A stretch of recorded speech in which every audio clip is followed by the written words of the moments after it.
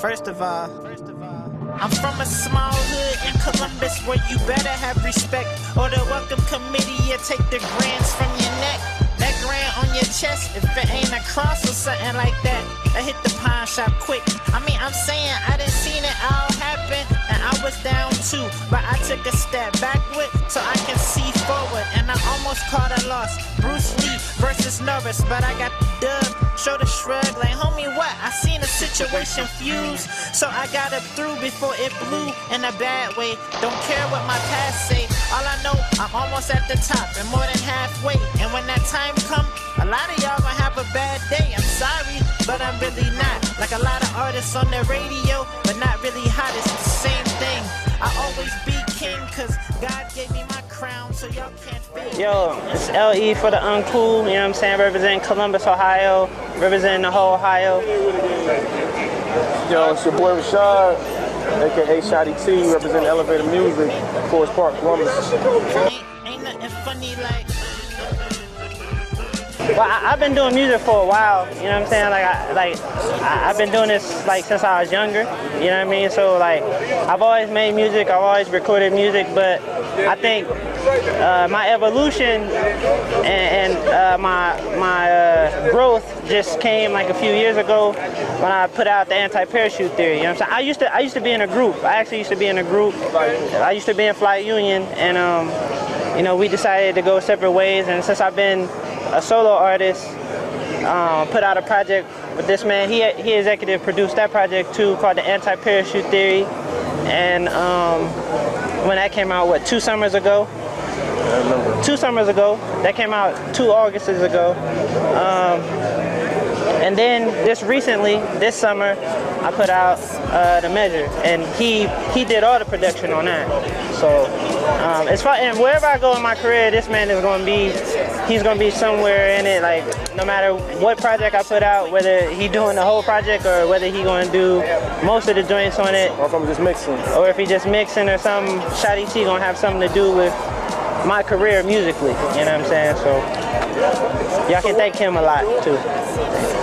A little bit, not too much, but you know what I mean. You give me a little more credit.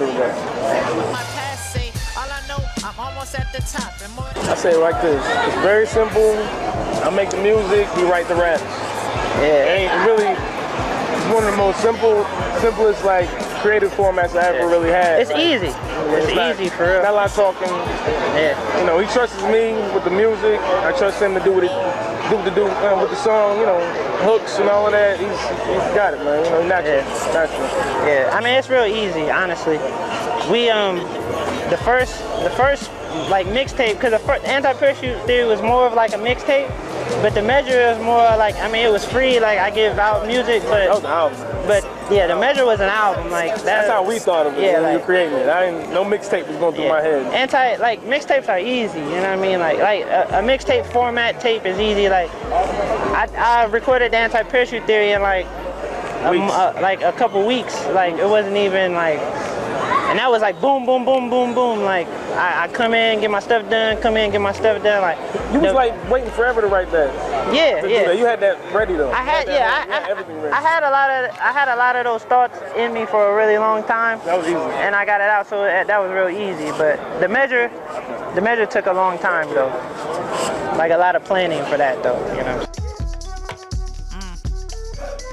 I think it happens natural. Like I always been different, you know what I mean? Like so people say, you know what I'm saying? Like it was you know, you always have those feelings where you don't want to be different though. Like you want to fit in and you want to be on the same thing that everybody else on. But sometimes it's too much work to try to be like everybody else if you're so different. You know what I'm saying? Like nowadays we're living in an age where being different is cool, you know what I mean? So people try too hard to be different, you know what I mean? But I don't think I do that. Like I'm just me, so that's all I can be for. That sounds cliche, I'm just me, but that's really it. Like I don't. Rappers throw punches, guarantee I eat that. Catch up if you hot dog. I'm a cool cat with money in the bank. True that, do that. I just made a few stacks from writing some dudes raps. So if you like him and him, then holla back. Boy, I got the whole game in my lap. That's a fact now.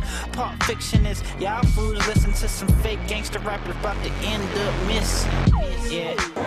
Not as good as I would like it to be. Right. Like it's weird, like, cause I think everywhere I go, people are saying the same thing. Like people who are really talented, it takes a while for your.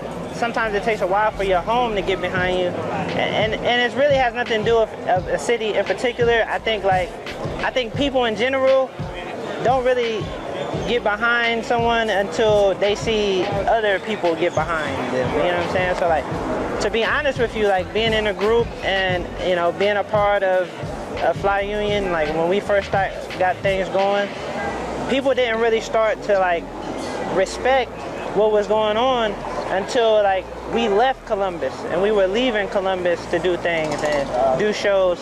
And then, and the same thing with me too, you know what I'm saying? Like when I decided to leave and do my own thing, it wasn't until I went to Chicago and I got a bus in Chicago and went to, even Cleveland or some, other cities, and then my city was like, why is he going there? We like him too. And then then they fall suit. You know what I mean? So I think that's the formula. That's what you really got to do. Honestly, you got to get out. You got to get out and get people, and then your home. Then give your home something to be proud of, and then they'll fall. They'll fall suit. You know what I mean? Anti-parachute theory was, for us, really hard to top. For me. Yeah, I was scared. I was afraid. He was a lot more like, I don't know. I was looking at it from a beat perspective. I was like, man, I just want to make better tracks. You know what I mean? I just wanted it to be 10 times better. So I put a lot of pressure on myself. I don't know if he did the same, but I did. I was scared. I was scared that I wasn't going to be able to satisfy people after the anti-parachute theory. You know what I mean? Like, because it created like a little cult following. You know what I'm saying? You always want to top yourself. You always want to top yourself. Like, to be honest with you, I'm a cult following artist. You know what I mean? Like, I'm an artist that's just going to have a cult. You know what I mean? And it might stop there because I don't care about, being on the radio every day and stuff like that, you know what I mean? I could care less about signing to a major label or anything like that. But good music travels, so it's really not up to him, you know what I mean? Like, right. It's up to the people what they do with it, you know what I mean? So I was scared to satisfy, I was scared that I wouldn't be able to satisfy the cult following that the anti-parachute theory created, you know what I'm saying? But I think we did, and I think it was growth. I think like I started to, I think I grew lyrically, and just everything had to do with an artist. I think I grew, So to be honest, and I say this in every interview, to be honest, the measure wasn't supposed to. My ideal for the measure was to be grimy. No hooks. Wu-Tang. No hook. I didn't even want hooks on the measure at all. He wanted grimy, staticky beats from me. And he wouldn't let me, he wouldn't do that for me. Like every time I come to Hero's the closest we got. That's what we got. Every time I came to the studio, I'd be excited, like, okay, I'm about to get on my grime, you know what I'm saying? And he'll play this beat with like you said, with like tubas in it and stuff. I'm like, man, tubas. Like, what is this? Like, I don't care. Like, Shotty, this is a great beat, but he'd trick me because the beat would be so cold, you know what I mean? Right. But it wasn't the sound I was trying to go for. Like this. But he would trick me, so I would end up rapping to I knew when his fans wanted, man. I wasn't going to let him go without a run me to the mall, you know what I mean? I wasn't going to let him go without a couple joints. And I know what we want as hip-hop fans. Right. So we got Hero, and we got the Five. Right. We got that whole lifestyle access. There's a whole area for us. Like, lifestyle accessibility was the first track that I think I got. We leaked that. I think we leaked that joint first. And then after that, I think. Now let's try to swag on me on that one. Now let's try to swag on me. I kind of cheated. I think you got him though. I kind of cheated on that though. I kind of cheated on Knowledge because I heard his verse, and then I said, oh, okay. Yeah, so I cheated a little bit. I like streetwear, but again, too much of anything is bad. You know what I'm saying? Like sneakers, I've always been on sneakers, and I don't call myself a sneakerhead because like I think there's a difference between sneakerheads and people who just like sneakers. You know what I mean? Like sneakerheads have to have every sneaker that come out. Like I don't buy every sneaker that come out. Like if I like them, I'll get them, but like sneakerheads have to have it, and they'll probably never wear the shoes. Like, you know what I mean? Now, I ain't gonna lie, I have stuff that like that, but you know what I'm saying? Streetwear, I think, has sparked something good in hip hop. I think, especially like underground hip hop. You know what I mean? And I think that's dope. You know what I mean? Like, I can't knock streetwear, and I ain't gonna be like, oh, streetwear is dead and all that. Streetwear is good. Like, I like all the brands out. I like what they doing. You know what I mean? Like, so what are some of your favorite brands? Honestly, my favorite boutique streetwear brand would probably be Michigan, for real. Yeah, just because I think their designs are dope. But I like the hundreds a lot. I like 10 Deep a whole lot too. 10 Deep New Line is amazing. 10 Deep New Line is cold. Yeah. The Soho Pro caught me hot. I mean, y'all, I really appreciate y'all for seeing what I got going on. You know what I'm saying? We do appreciate. And you asked me what I think, what I want to do far down in the line. I want to get as many people like y'all to notice what I'm doing outside of what I'm doing, and that's what I want. And like I said, I got a lot of love for y'all. You know we hope that pieces like this can actually get. That's our whole goal. We want things that we appreciate to get out to the masses. With people like y'all, with people like y'all, with people like y'all, I don't need a record label. You know what I mean? I don't need to be on the radio every day. You know what I'm saying? Like, with people like y'all and a movement like that, I don't need nothing. Like, I only need y'all. All right, so we ask this question to everybody we interview, just because we're a sneaker-based blog site. Right. If you had one sneaker that you had to wear for the rest of your life, oh, that's easy. That's easy. Jordan 4. Jordan 4s? I hear that. 4s. What color was it? Easy. The white cement. Okay. That's actually one of my favorite pairs too. That's sort of what got me into sneakers. White and cement. Yeah.